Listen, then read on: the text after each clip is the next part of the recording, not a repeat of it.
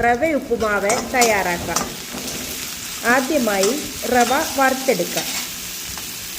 ചുവടുകട്ടിയുള്ള ഒരു പാത്രം എടുക്കുക. അതിലേക്ക് എണ്ണ ഒഴിക്കുക. എണ്ണ ചൂടാകുമ്പോൾ കടുക്, ഉഴുന്ന്, വറ്റൽമുളക് ഇത്രയും ഇട്ട് വഴറ്റുക.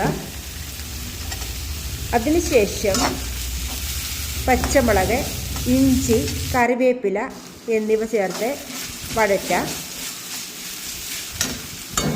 ഒരു ക്യാരറ്റ് ചെറുതായി അരിഞ്ഞത്, സവാള ചെറുതായി അരിഞ്ഞത് ഇവയെല്ലാം കൂടെ ചേർത്ത് നന്നായി വഴറ്റിയെടുക്കാം. പിന്നെ റവയ്ക്ക് ആവശ്യമായ വെള്ളം ചേർക്കാം. അതിലേക്ക് ഉപ്പും ആഡ് ചെയ്യാവുന്നതാണ്. ഒരു സ്പൂണ് നെയ്യൂടെ ചേർക്കുക. ഇവയെല്ലാം തിളച്ച ശേഷം 1 കപ്പ് റവ ഞാൻ എടുത്തിട്ടുണ്ട്, അത് ഇട്ട് കൊടുത്തിട്ടുണ്ട്. നന്നായി വെള്ളവുമായിട്ട് പെട്ടെന്ന് തന്നെ ഇളക്കി യോജിപ്പിക്കാവുന്നതാണ്, അല്ലെങ്കിൽ കട്ട പിടിച്ചു പോകും.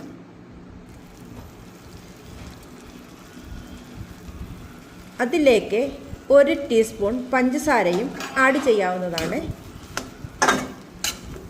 നന്നായി എല്ലാം ഇളക്കി യോജിപ്പിച്ച ശേഷം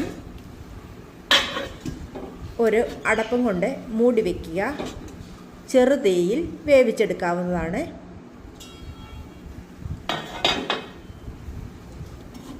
കട്ടയില്ലാതെ ഒന്ന് ഇളക്കി എടുക്കാവുന്നതാണ്.